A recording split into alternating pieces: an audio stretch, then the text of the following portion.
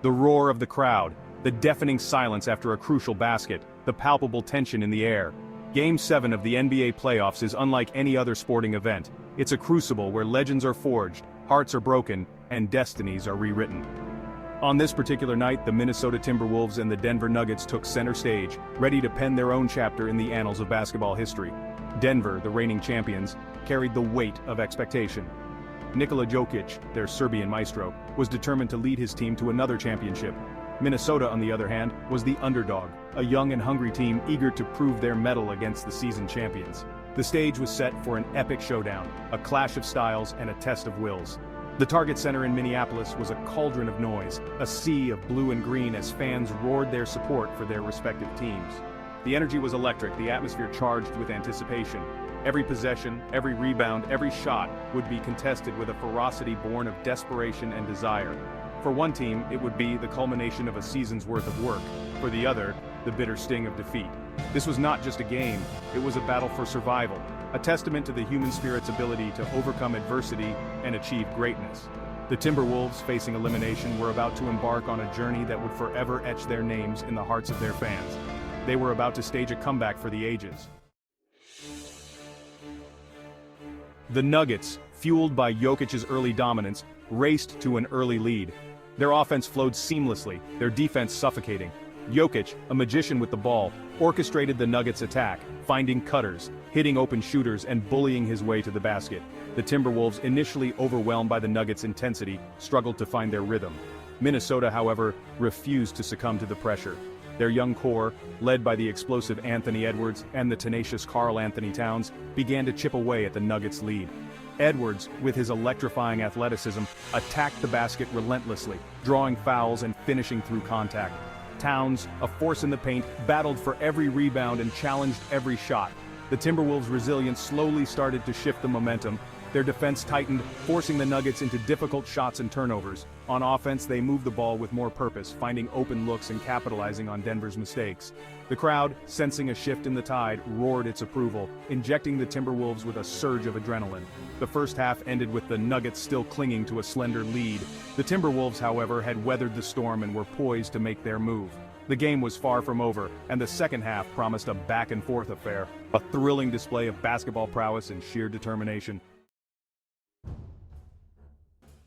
The third quarter belonged to Anthony Edwards. The young guard, with a swagger and confidence that belied his years, took over the game. He was unstoppable, scoring at will from all areas of the court. His three-pointers rained down like missiles, his drives to the basket were a blur of speed and power. Edwards' performance electrified the crowd, igniting a frenzy that reverberated through the arena. His teammates, energized by his brilliance, raised their level of play. Towns, despite facing double and triple teams, continued to battle for every inch of the court. He grabbed crucial rebounds, set bone-jarring screens, and scored timely baskets. Ant was in a zone tonight, Towns said after the game. He carried us on his back. He's a special player and he showed the world what he's capable of. Edwards' performance was not just about scoring, it was about leadership, about inspiring his teammates and willing them to victory. The Timberwolves, fueled by Edwards' explosion and Towns' tenacity, outscored the Nuggets by a significant margin in the third quarter. They had erased the deficit and taken a lead, silencing the doubters and sending a shockwave through the league.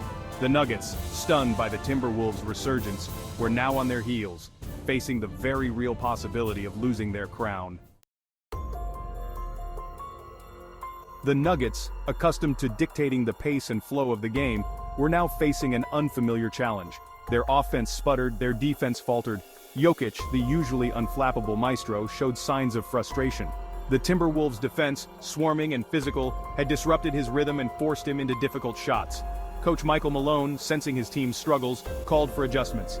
He switched up defensive assignments, trying to find a way to slow down Edwards. He urged his team to move the ball more quickly, to find open shots and attack the basket with aggression. The Nuggets, however, were struggling to regain their composure. "We didn't play our best basketball tonight," Malone admitted after the game.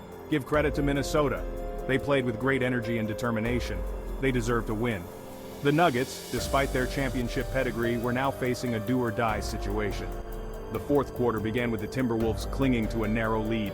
The tension was palpable, the pressure immense. Every possession was a battle, every rebound a struggle. The Nuggets, desperate to avoid elimination, mounted a furious comeback, but the Timberwolves refused to yield. The final minutes of the game were a blur of heart-stopping action. The lead changed hands multiple times as both teams traded baskets and defensive stops. The crowd on its feet roared with every score, gasped with every miss. The tension was almost unbearable. Jokic, with the weight of the Nuggets season on his shoulders, willed his team back into contention. He scored, he rebounded, he facilitated, doing everything in his power to keep his team afloat. Edwards, however, refused to be denied. He matched Jokic shot for shot, basket for basket, showcasing his clutch gene on the biggest stage. With seconds ticking away, the Timberwolves held a precarious 1-point lead. The Nuggets had the ball, one last chance to steal victory from the jaws of defeat. Jokic, double-teamed, launched a desperate three-pointer as the buzzer sounded. The ball hung in the air for what seemed like an eternity before clanging off the rim. The target center erupted in jubilation. The Timberwolves had done the unthinkable. They had defeated the reigning champions, staged a historic comeback, and advanced to the next round of the playoffs. The Nuggets, stunned and disbelieving, walked off the court, their dreams of a repeat shattered. The Timberwolves' victory was more than just a win, it was a statement. They had proven their doubters wrong, defied the odds, and etched their names in the history books. Their performance was a testament to the power of belief, the importance of teamwork, and the allure of the underdog story. "This is for the city of Minneapolis," Edwards said after the game. "We fought hard all season, and we showed everyone what we're capable of. This is just the beginning." Edwards' words resonated with the fans who had waited years for a moment like this. The Nuggets, on the other hand, were left to grapple with the disappointment of defeat. Their reign as champions had come to an end, their dynasty denied. Jokic, despite a valiant effort, could not carry his team to victory. The Nuggets, however, would be back, their core intact, their hunger for redemption burning bright. The Timberwolves' victory marked a changing of the guard, a shift in the balance of power in the Western Conference. They had arrived, a young and hungry team ready to challenge the established order. The future was bright, the possibilities endless. The Timberwolves' epic Game 7 comeback would be remembered as a turning point, a moment that redefined the franchise and ignited a new era of basketball in Minnesota.